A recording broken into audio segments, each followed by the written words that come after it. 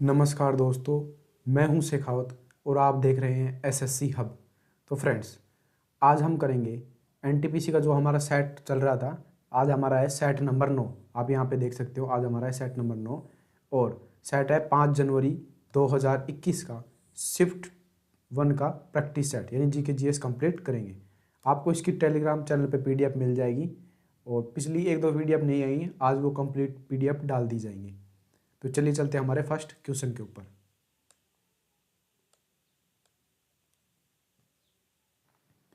जो हमारा first question है, संयुक्त राष्ट्र के 8वें महासचिव कौन थे? बताइए इसका राइट आंसर क्या होगा। इसका राइट आंसर है बान की मून। संयुक्त राष्ट्र के 8वें महासचिव थे। इनका कार्यकाल कब से कब तक था? इनका कार्यकाल 2007 से लेकर 1 जनवरी 2007 से लेकर 2016 तक इनका कार्यकाल था। जबकि जो एंटोनी गुटेरस हैं वो क्या है? 90 नाइन्थ नंबर के जो महासचिव वो है। ये अभी भी फिलहाल में एंटोनी गुटेरस ही क्या है? महासचिव हैं। किसके? संयुक्त राष्ट्र के। याद रखना, अब पूछा जाएगा कि संयुक्त राष्ट्र के नवीनतम महासचिव या अब महासचिव कौन है, तो ये कब से हैं? 2017 से, 1 जनवरी 2017 से और अब तक जब तक मैं रिकॉर्ड शूट कर रहा हूँ इस वीडियो को और आप देख रहे हो, वीडियो को नीचे देख लेना कि डेट क्या है। डेट है 21 अप्रैल आज की। अब तक एंटोनी गुटेरस ही क्या है? संयुक्त राष्ट्र के महासचिव हैं। नेक्स्ट क्वेश्चन है, निम्नलिखित में से कौन सी भारतीय खदान दुनिया की सबसे बड़ी यूरेनियम की खदानों में से एक है? बताइए इसका राइट आंसर क्या होगा। जो दुनिया की सबसे बड़ी खदानों है यूरेनियम की, उनमें से एक खदान भारत में भी स्थित है। कौन सी खदान है बताइए। देखिए इसका राइट आंसर होगा तुम्मापल्ले खदान। तो तुम्मापल्ले खदान है यूरेनियम की बड़ी खदानों में से एक है, यानी भारत में। ये कहाँ स्थित है? आंध्र प्रदेश में। एपी लिख देता हूँ यहाँ पे, आप समझ जाएंगे, आंध्र प्रदेश में स्थित है। नेक्स्ट क्वेश्चन है, तंजावुर के किस मंदिर में चोल वास्तुकला और इसे सम्राट राजा राज ने बनवाया? बताइए इसका राइट आंसर क्या होगा। देखो, जो बृहदेश्वर मंदिर है वो एक क्या है?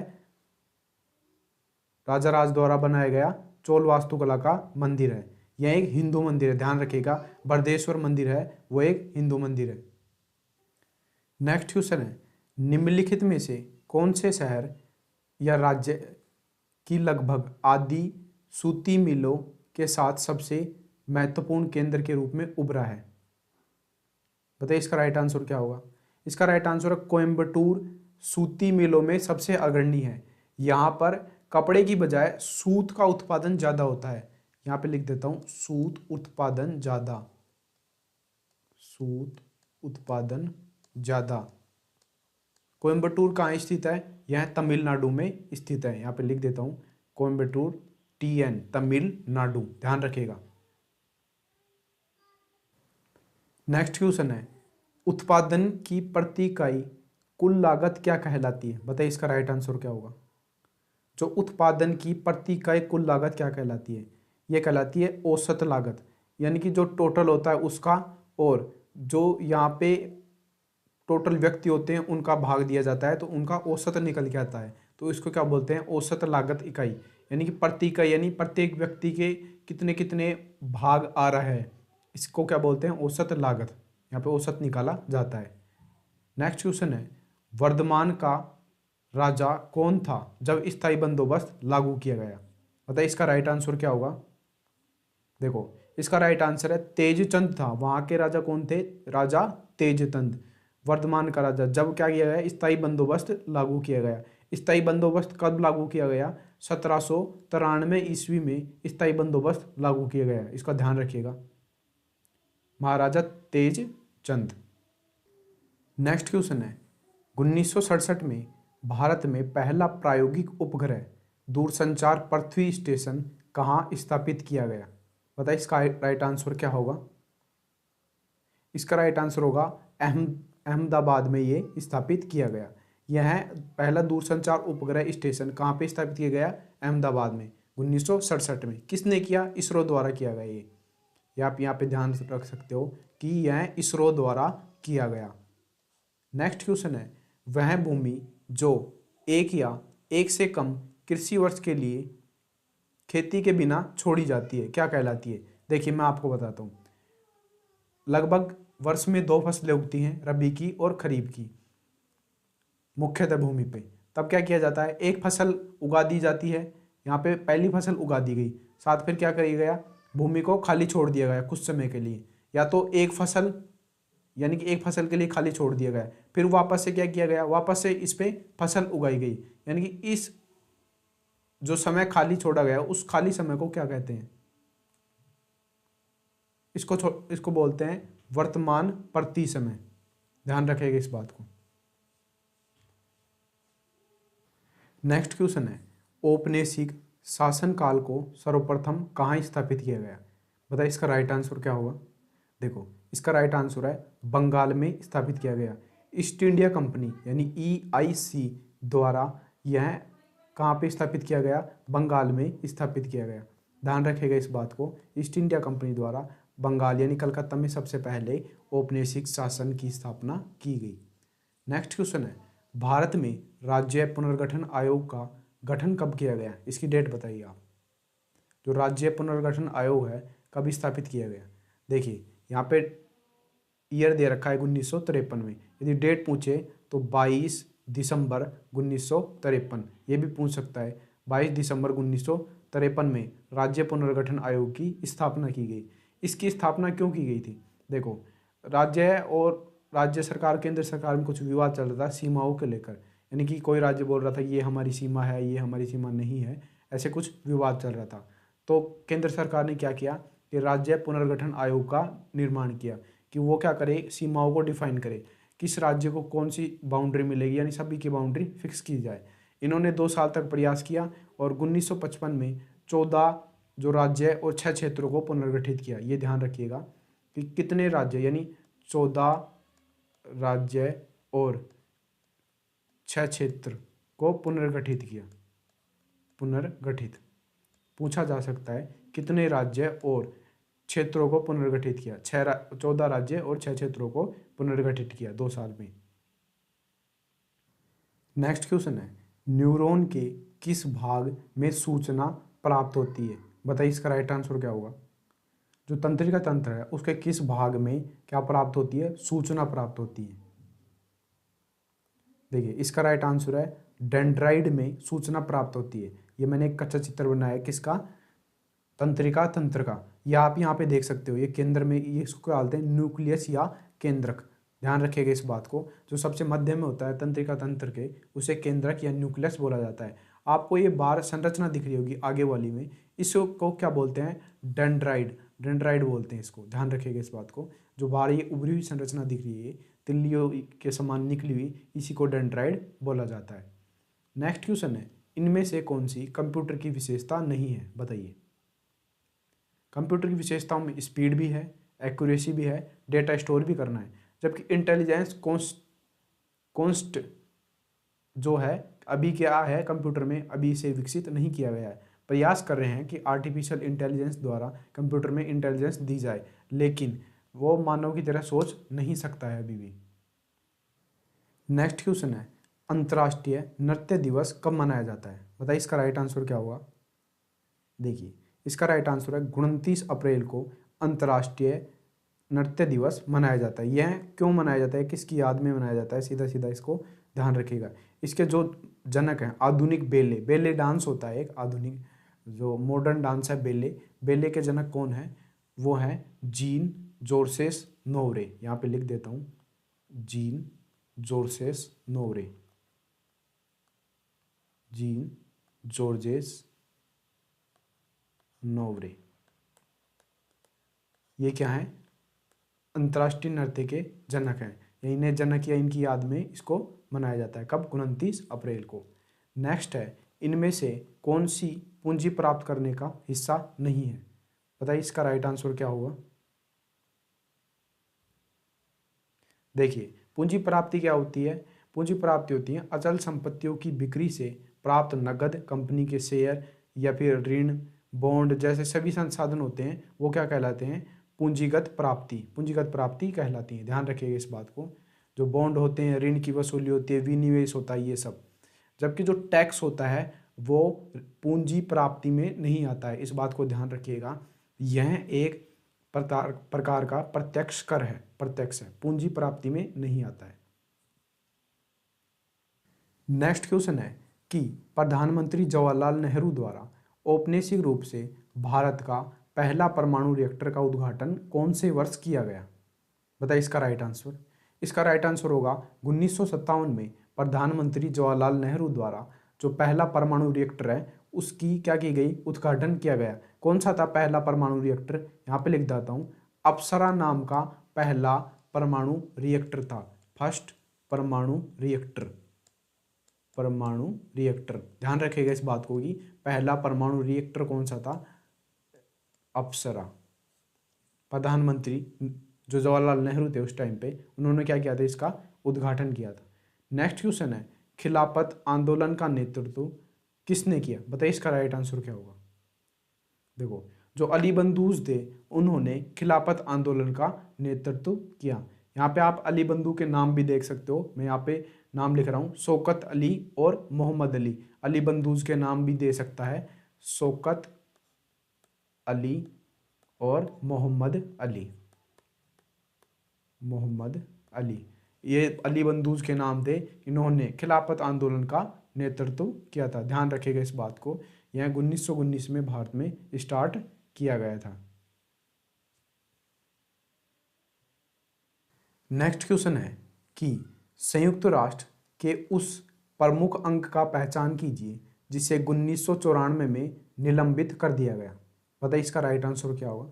इसका राइट आंसर होगा न्यास परिषद। न्यास परिषद को 1994 में निलंबित कर दिया गया। जो संयुक्त राष्ट्र है इसकी जो शॉर्ट फॉर्म है यूएनओ। यूएनओ देकर पूछ लेता है कि यूएनओ की फुल फॉर्म क्या है, संयुक्त राष्ट्र। तो यूएनओ की स्थापना कब हुई, यहाँ पे लिख देता हूँ स्थापना, पूरी डेट लिख देता हूँ, बट आपको पीछे की डेट तो ज़रूर याद रखना है। इसकी डेट है 24 अक्टूबर 1945। 24 अक्टूबर 1945 संयुक्त राष्ट्र की स्थापना दिवस है यूएनओ की। जो यूएनओ के टोटल कितने अंग थे पहले? 6 पहले। अभी भी कितनी अंग है? अभी भी 6 ही अंग है, बट इसे क्या किया गया, निलंबित कर दिया गया। ये अब कोई काम नहीं करता है। यदि भी पूछ ले संयुक्त राष्ट्र के कितने अंग है, 6 अंग है। यदि वो थोड़ा घुमा के पूछे तो कौन सा अंग काम नहीं करता है? न्यास परिषद। इसका कोई काम नहीं है, ये कोई भी काम नहीं करता है, बट अभी भी 6 के 6 अंग बरकरार हैं। नेक्स्ट क्वेश्चन है माल के निर्यात और आयात को संतुलन को क्या कहते हैं? यानी जितना आयात होगा उतना ही निर्यात होगा, तो इसे क्या बोला जाता है? इसको बोला जाता है व्यापार का संतुलन। ध्यान रखिएगा इस बात को कि आयात और निर्यात में संतुलन व्यापार का संतुलन बोला जाता है। नेक्स्ट क्वेश्चन है निम्नलिखित में से कौन सा देश संयुक्त राष्ट्र सुरक्षा परिषद का स्थायी सदस्य है? बताइए। तो मैंने पहले भी बता रखा है, संयुक्त राष्ट्र सुरक्षा परिषद के 5 स्थायी सदस्य हैं। ध्यान रखिएगा इस बात को, 5 स्थायी सदस्य हैं। उन सदस्यों में कौन कौन सा नाम आता है? चीन, फ्रांस, यूके, यूएसए और रूस, ये 5 नाम आते हैं। नेक्स्ट क्वेश्चन है सैड्स ऑफ सैफरन पुस्तक के लेखक कौन है? देखिए इसका राइट आंसर है सबा नकवी नाम, सबा नकवी हैं जो सैड्स ऑफ सैफरन पुस्तक के लेखक हैं। सैड्स ऑफ सैफरन पुस्तक किसके बारे में है? यह 1980 से लेकर अब तक, यानी भारतीय राजनीति में क्या उथल पुथल हुई, 1980 में यह कौन थे? वाजपेयी जी, अटल बिहारी वाजपेयी जी, उनसे प्रभावित होकर सैड्स ऑफ सैफरन पुस्तक लिखी गई है। अब तक की राजनीति में क्या उथल पुथल हुई है इसके बारे में लिखा है। किसने? सबा नकवी ने। सैड्स ऑफ सैफरन पुस्तक सबा नकवी। नेक्स्ट क्वेश्चन है स्पेनिश लॉ लीग का खिताब 2019-20 किसने जीता है? भाई इंपॉर्टेंट नहीं है, मैं बता देता हूँ। जो अभी हुआ है हाल ही में 2023-24 का स्पेनिश लॉ लीग, वो किसने जीता है? ध्यान रखिएगा इस बात को, ये मोस्ट इम्पोर्टेंट है। यह रियल मैड्रिड ने जीता है। यहाँ पे लिख देता हूँ रियल मैड्रिड, मैड्रिड ने इसे जीता है 2023-24 का। कौन सा था ये 36वां था। 36वां नंबर का क्या था? ये जो स्पेनिश लॉ लीग होती है वो थी। रियल मैड्रिड ने इसे जीता है। नेक्स्ट क्वेश्चन है तमिल नववर्ष को किस नाम से जाना जाता है? देखिए तमिल नववर्ष को दो नामों से जाना जाता है। इसका तो राइट आंसर होगा वरुसा रिप्पू, या फिर दूसरा नाम है उसका पुंथुडू। पुंथुडू, तमिल नववर्ष को पुंथुडू नाम से भी जाना जाता है। नेक्स्ट क्वेश्चन है, कंप्यूटर के क्षेत्र में LIFO का क्या अर्थ है, यानी इसकी फुल फॉर्म बताई नहीं। देखो, LIFO है लास्ट इन फर्स्ट आउट। बताइए इसमें कौन सा है last in first out? Last in first out इसका राइट आंसर है। एक और फुल फॉर्म होती है FIFO, यानी फर्स्ट इन फर्स्ट आउट। यहाँ पे F का अर्थ होगा फर्स्ट, ध्यान रखिएगा, फर्स्ट इन फर्स्ट आउट, दोनों को आपको ध्यान रखना है।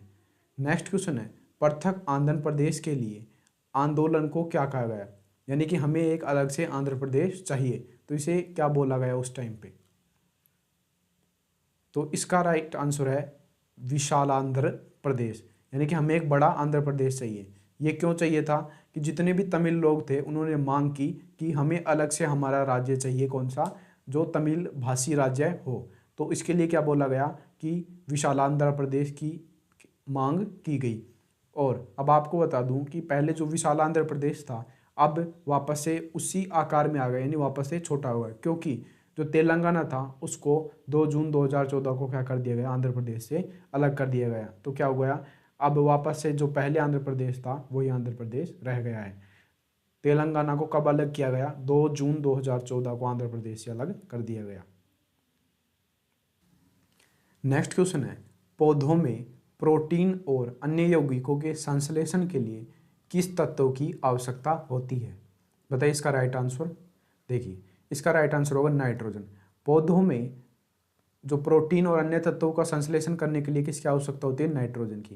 देखो, पौधों में वृद्धि और विकास के लिए नाइट्रोजन बहुत ही अहम भूमिका निभाता है।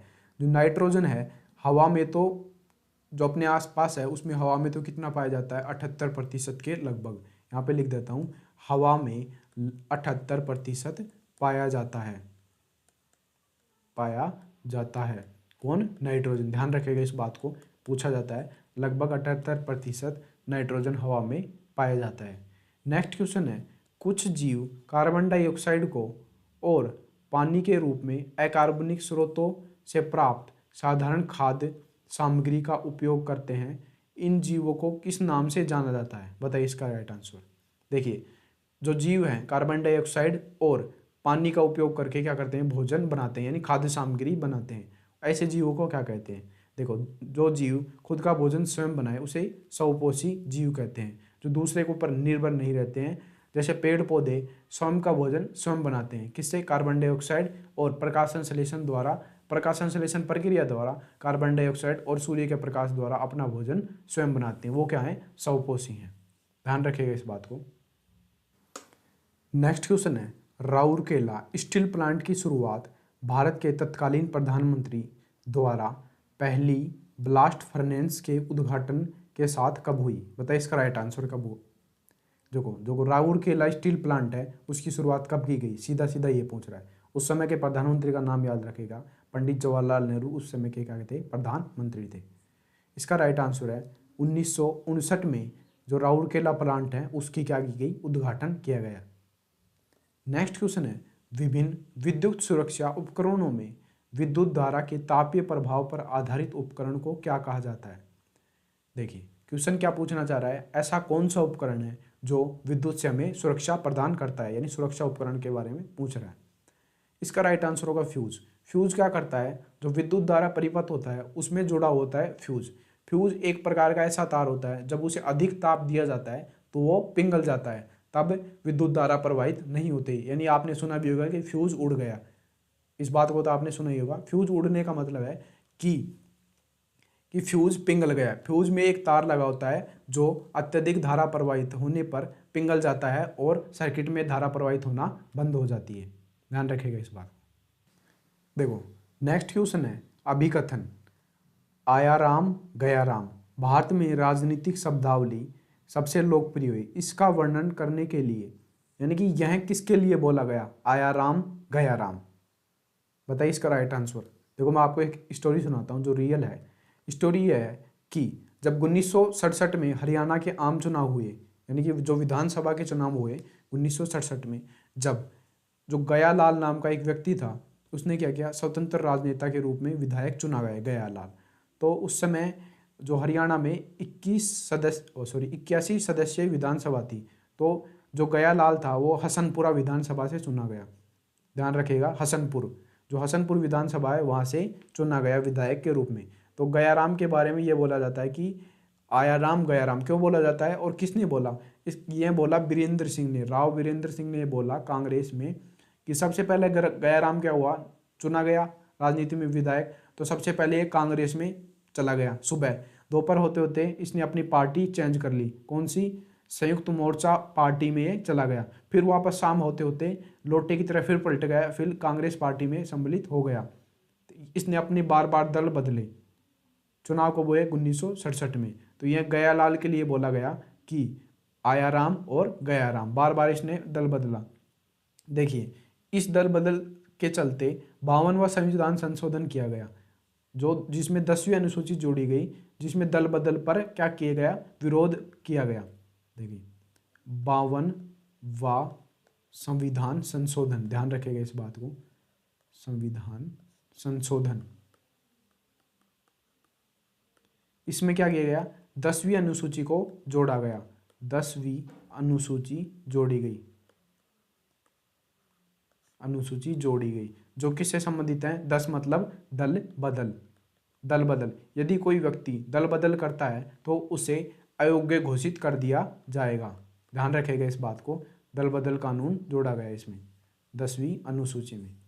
नेक्स्ट क्वेश्चन है, मानव समाज के प्रतीक के रूप में किसे माना जाता है कि जो भारतीय राष्ट्रीय आंदोलन के दौरान मशीनों और प्रौद्योगिकी का महिमा मंडन नहीं करेगा, यानी कि जो मशीनों का विरोध करेगा भारतीय राष्ट्रीय आंदोलन के दौरान, ऐसा कौन सा प्रतीक था जो मशीनों का विरोध कर रहा था। देखिए इसका राइट आंसर होगा चरखा। चरखा महात्मा गांधी द्वारा सूत काटने का काम किया गया, यानी कि चरखा का प्रयोग इसलिए किया गया क्योंकि ये स्वदेशी था और साथ ही ये मशीनरी का विरोध कर रहा था। मशीनरी आने से लोग क्या हो जाएंगे, रोज बेरोजगार हो जाएंगे, तो महात्मा गांधी ने चरखा का क्या किया, बखान किया। नेक्स्ट क्वेश्चन है, देना बैंक और विजय बैंक को किस बैंक में विलय कर दिया गया। ये क्वेश्चन फर्स्ट जो हमने सेट किया था उसमें भी आया था। इसकी डेट है, किस बैंक में विलय करेगा, 1 अप्रैल 2019 को इसे बैंक ऑफ बड़ौदा में BOB में क्या कर दिया गया, विलय कर दिया गया। विजय बैंक और देना बैंक को 1 अप्रैल 2019 को बैंक ऑफ बड़ौदा में कर दिया गया। ध्यान रखिएगा इस बात को, यह सार्वजनिक सेक्टर का तीसरा बड़ा बैंक है अब कौन, भारत में, बैंक ऑफ बड़ौदा BOB। पहला सबसे बड़ा SBI, दूसरा PNB और तीसरा है BOB। नेक्स्ट क्वेश्चन है, निम्नलिखित में से कौन सा एक इनपुट डिवाइस नहीं है। देखिए इनपुट डिवाइस कौन सा होता है, जो आपके कंप्यूटर में डेटा को इनपुट करता है, जैसे माउस या कीबोर्ड से आप कुछ अक्षर लिख के उसे इनपुट करते हो, mouse, keyboard, light pen, touch screen. Touch screen दोनों है, इनपुट भी है, टच स्क्रीन से आप टच करोगे तो डेटा इनपुट होगा और उस स्क्रीन पे कुछ दिखेगा तो वो आउटपुट है। टच स्क्रीन दोनों प्रकार का इनपुट और आउटपुट डिवाइस है। बताइए इसका राइट आंसर क्या होगा। इसका राइट आंसर है प्लॉटर। प्लॉटर एक प्रकार का आउटपुट है, क्योंकि प्लॉटर प्रिंटर का ही बड़ा रूप है। जो प्रिंटर होता है उसमें कुछ चीज़ें प्रिंट की जाती हैं, जैसे आपकी पुस्तकें, ये सब प्रिंट की जाती हैं। प्लॉटर में बड़े बड़े पोस्टर्स प्रिंट किए जाते हैं। तो प्लॉटर क्या है, एक आउटपुट डिवाइस है। नेक्स्ट क्वेश्चन है कि भारत का 100वां अंतरिक्ष मिशन कब शुरू किया गया। बताइए इसका राइट आंसर क्या होगा। कि जो भारत ने अपना 100वां अंतरिक्ष मिशन लॉन्च किया, कब किया, सितंबर 2012 में भारत ने 100वां अंतरिक्ष मिशन लॉन्च किया। उस समय रॉकेट कौन सा यूज किया, इस बात को ध्यान रखिएगा, रॉकेट भी पूछा जा सकता है। PSLV नाम का रॉकेट लॉन्च के लिए यूज किया गया, PSLV रॉकेट।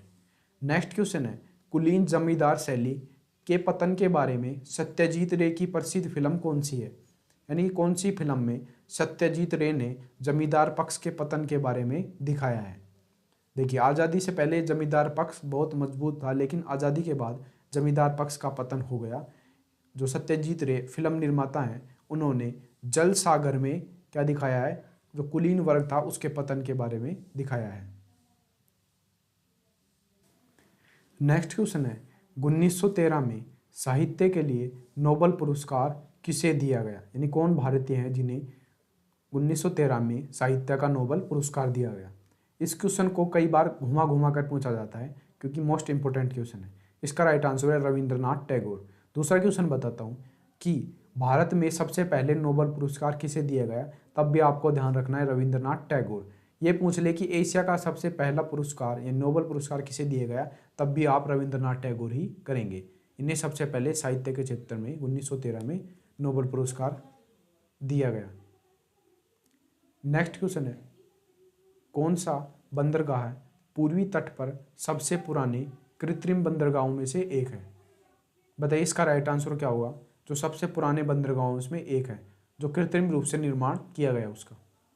इसका राइट आंसर है चेन्नई बंदरगाह है जो सबसे पुराना बंदरगाह है, जिसे पहले मद्रास बंदरगाह का के रूप में जाना जाता था। यहाँ पे आप लिख सकते हो कि पुराना नाम क्या है, पुराना नाम मद्रास बंदरगाह।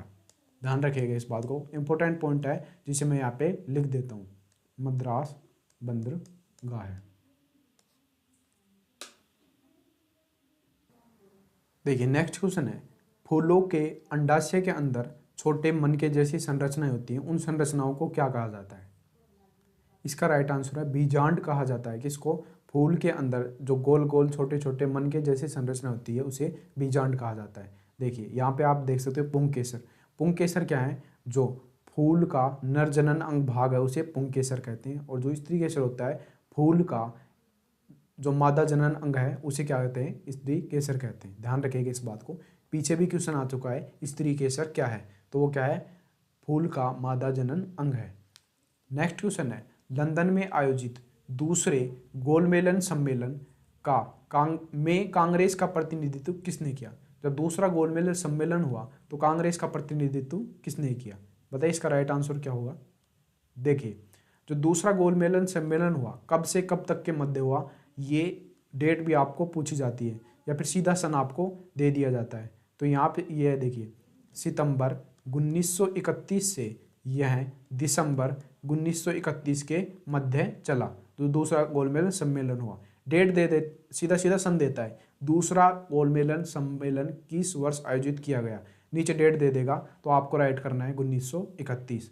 तो जो कांग्रेस की तरफ से क्या किया गया प्रतिनिधित्व, वो महात्मा गांधी द्वारा किया गया। महात्मा गांधी ने जो कांग्रेस का जो दूसरा गोलमेलन सम्मेलन हुआ उसमें क्या किया गया, प्रतिनिधित्व, यानी अध्यक्ष यही थे किसके, कांग्रेस के।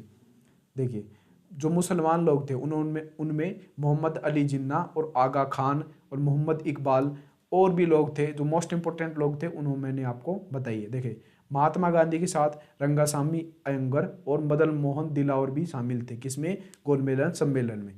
इन दोनों तीनों का नाम याद रखेगा।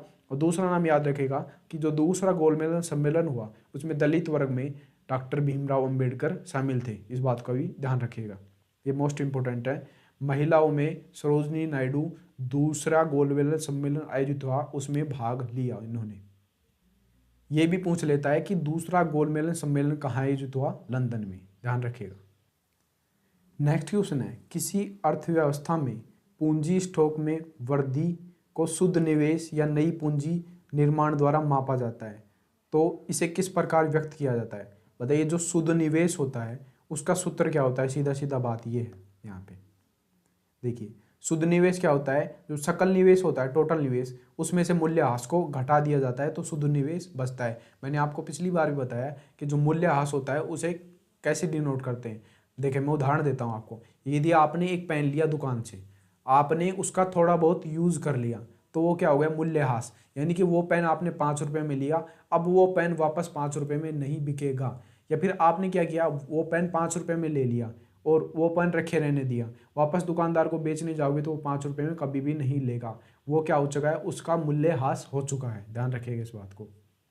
नेक्स्ट और लास्ट क्वेश्चन है सामान्य स्थितियों में अमल की क्रिया आमाशय के आंतरिक भाग से रक्षा कौन करता है। देखिए जो हमारा पेट होता है, जठर होता है जिसे आमाशय बोलते हैं, उसमें HCl नाम का अमल प्रोड्यूस होता है, यानी कि HCl द्वारा ही भोजन का पाचन होता है।